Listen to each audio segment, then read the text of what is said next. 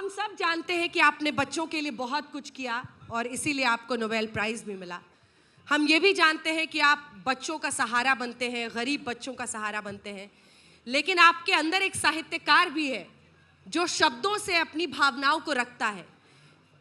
Social activist और साहित्यकार, लेखक दोनों की कितनी हिस्सेदारी है कैलाश सत्यार्थी में?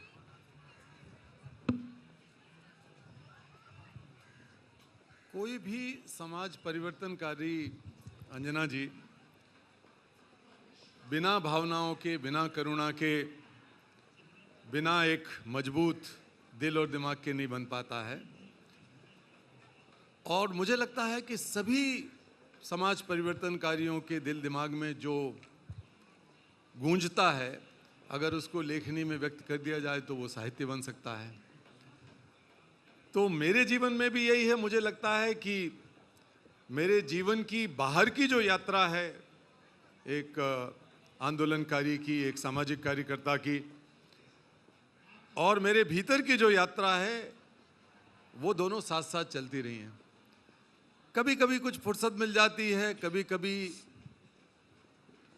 जिन चीज़ों को हम देखते हैं, महसूस करते हैं, उस पर अमल नहीं कर पाते, तो वो कविता के रूप में आ जाती है। लेकिन मैंने इसकी शुरुआत, मैं आपको बताऊं कि 1980 में जब मैं अपनी इंजीनियर की नौकरी छोड़कर इसमें काम में लगा, तो मैंने एक पत्रिका का संपादन शुरू किया, संघर्ष जारी रहेगा। और उसका मकसद ये था कि कोई भी परिवर्तन बिना सामाजिक चेतना के नहीं होता। चेतना ही आकार लेती है तो परिवर्तन दिखता है हमें बाहर। तो चेतना जगाने के लिए साहित्य का सहारा जरूरी है, लेखन का सहारा जरूरी है।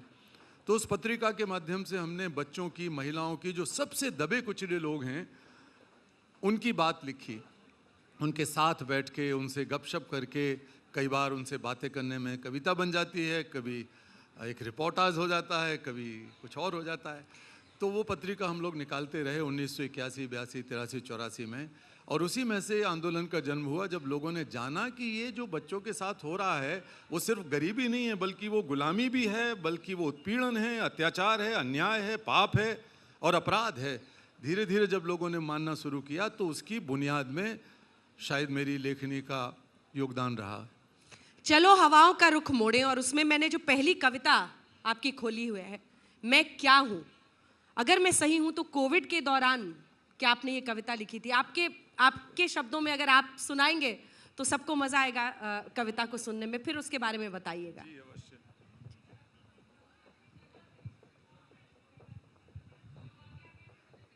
ये लिखी मैंने, आपने ठीक कहा, कोविड के दौरान। तो एक आत्म अभिव्यक्ति जैसी है। मैं बुदबुदा हूँ, भंवर हूँ, लहर हूँ, मैं सैलाब और सुनामी हूँ। थोड़ा सा सर माइक को मुंह के पास कर दीजिए। मैं सैलाब और सुनामी हूँ, मैं पोखर हूँ, तालाब हूँ, नदी हूँ, मैं ही बूंद और मैं ही समंदर हूँ, लेकिन सच यह है कि मैं सिर्फ पानी हूँ। तुम मुझे श्वास कहो, तुम मुझे श्वास कहो, झोंका कहो या आंधी, तूफान कहो या हरिकेन, असलियत में तो मैं केवल हवा हूँ। तुम लकीरें खींचकर कहते रहो मुझे भारत, पाकिस्तान, अफ्रीका, अमेरिका, इंग्लिस्तान, लेकिन मैं सिर्फ धरती हूँ, एक धरती। कब तक उलझे रहोगे तुम, कब तक उलझे रहोगे तुम, अलग अलग नाम देकर मेरे आकारों और रफ्तारों को, मेरे आकारों और रफ्तारों को, जो कभी स्थायी नहीं रहते, परंतु जो मरेगा नहीं कभी, वो सिर्फ मैं हूं और वही मैं तुम हो। क्या बात है।